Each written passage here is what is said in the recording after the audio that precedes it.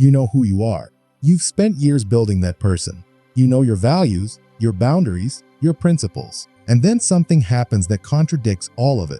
You act in a way that shocks you. You want something you swore you'd never want. You feel something you promised yourself you'd never feel. And for a moment, you don't recognize yourself. That moment is when you meet someone you've spent your entire life avoiding. Carl Jung spent decades working with people in crisis, and he noticed a pattern that most therapists never mention. The crisis wasn't happening because of what was happening to them.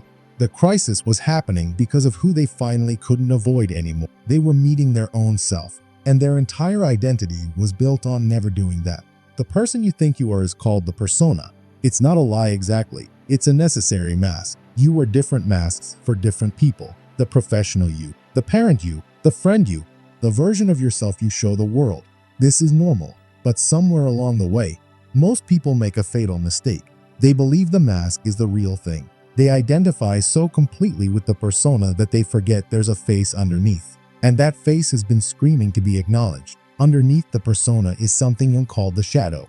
It's not evil. It's not the bad version of you. It's just the version of you that doesn't fit the mask. The parts that are too needy, too ambitious, too angry, too weak, too sexual, too selfish, too vulnerable. All of it gets denied, disowned, pushed into the darkness of your own mind. And you spend your life running from it while it runs your life. The unconscious mind isn't something distant.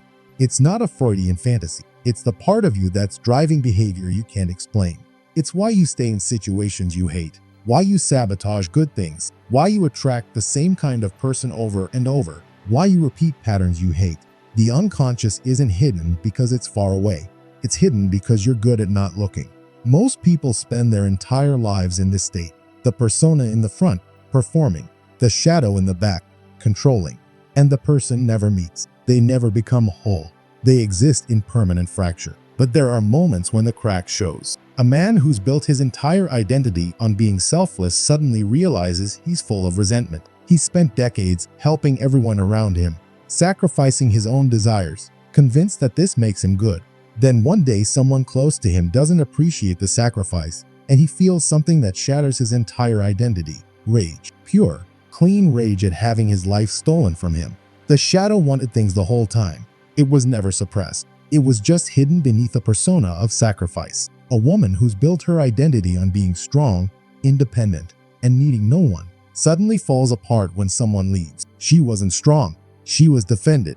Her persona was invincible. But the shadow underneath was desperate, needy, willing to do anything for love. She discovers she's capable of humiliation she thought was beneath her. She discovers capacities in herself that destroy everything she thought she. These moments are gifts. Most people don't see them that way. They see them as failures. They see themselves as exposed. And they immediately start rebuilding the persona, stronger this time, more defended, with better boundaries. They work harder to make sure the shadow never shows again. They've learned nothing. They're just more committed to the fracture. Jung understood something about this that modern psychology barely touches. He saw that you cannot heal what you won't acknowledge. You cannot integrate what you're still fighting. The persona is at war with the shadow. And as long as that war continues, you remain divided. And a divided person cannot create, cannot love authentically, cannot become themselves. They can only perform. This is where projection comes in. If you won't acknowledge something in yourself, you'll see it everywhere else. The person who's disowned their ambition will be obsessed with criticizing ambitious people. They'll see greed and corruption where there's only drive. The person who's disowned their neediness will be contemptuous of people who ask for help. They'll see weakness where there's only humanity. The person who's disowned their sexuality will be disgusted by people who embrace it. They'll see perversion where there's only aliveness. You're not actually judging the other person. You're attacking the part of yourself you've exiled, and you don't even know it. This is why people are so cruel about the things they judge most harshly. The harshness isn't proportional to what the other person did.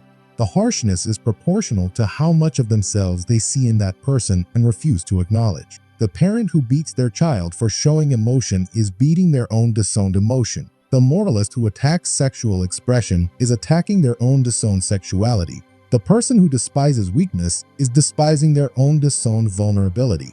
The self you refuse to meet is in everyone you judge most severely.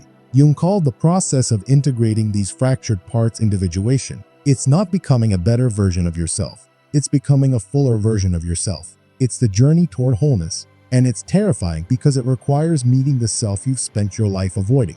It requires saying yes to the ambition you've denied, the neediness you've hidden, the sexuality you've repressed, the rage you've suppressed, the selfishness you've disowned. Most people would rather stay fractured because the moment you integrate the shadow, the persona loses its power.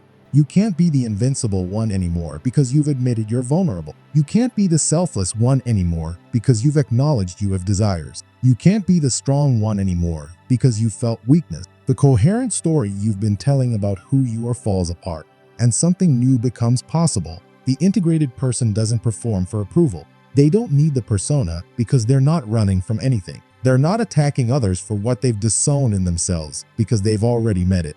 They're not being controlled by the unconscious because they've brought it into consciousness. They're not divided anymore. And that's when life actually begins. But getting there requires something most people can't do. It requires sitting in the discomfort of meeting yourself. It requires looking at the reflection you've spent your whole life avoiding. It requires admitting that the self you've constructed isn't the whole self. It requires grieving the person you thought you were. Most people would rather stay comfortable in their fracture. They'll spend their entire lives unconsciously acting out the shadow they won't acknowledge. They'll project it onto everyone around them. They'll sabotage their own success. They'll attract people who trigger what they won't face. They'll die without ever meeting themselves. Jung saw that the person who refuses individuation pays an increasing price. The psyche doesn't allow permanent repression. It leaks out. It sabotages. It creates symptoms: anxiety, depression, relationship collapse, career sabotage, physical illness. All of it is the shadow trying to be. All of it is the unconscious mind saying, look at me, meet me, integrate me. The only way through is toward, not away. The only way to stop being controlled by what you won't acknowledge is to acknowledge it. The only way to become whole is to stop being at war with yourself. There's a self inside you right now that you refuse to meet. It's not evil. It's not wrong. It's just the parts of you that don't fit the story you've told about yourself. And as long as you refuse to meet it, it will run your life from underneath. It will make decisions for you. It will sabotage what you build. It will poison your relationship. It will make sure you never become who you're actually capable of becoming. The path to becoming yourself isn't about fixing yourself. It's about meeting yourself, all of yourself, the parts you're proud of and the parts you're not, the persona and the shadow, the conscious and the unconscious, the person you've performed being and the person you actually are. That meeting is where real life begins.